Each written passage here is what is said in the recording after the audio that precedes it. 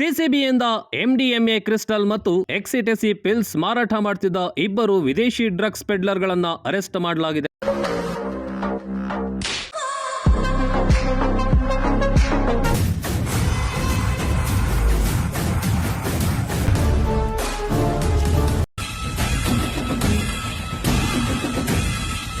ಬಂಧಿತರಿಂದ ಸುಮಾರು 1 KG 520 gram MDMA crystal, 202 gram cocaine, 12 gram MDMA ecstasy pills ವಶಕ್ಕೆ ಪಡೆಯಲಾಗಿದೆ. Medical ವೀಸಾದಲ್ಲಿ ಭಾರತಕ್ಕೆ ಆರೋಪಿಗಳು ಆಗಮಿಸಿದ್ದು, ಈ ಹಿಂದೆ ಮುಂಬೈನಲ್ಲಿ ಡ್ರಗ್ಸ್ ಸಪ್ಲೈ ಮಾಡ್ತಿದ್ರಂತೆ. ಈ ಹಿಂದೆ ಮುಂಬೈ ಮತ್ತು ಹೈದರಾಬಾದ್ನಲ್ಲಿ ಆರೋಪಿಗಳು ಅರೆಸ್ಟ್ ಆಗಿದ್ರು.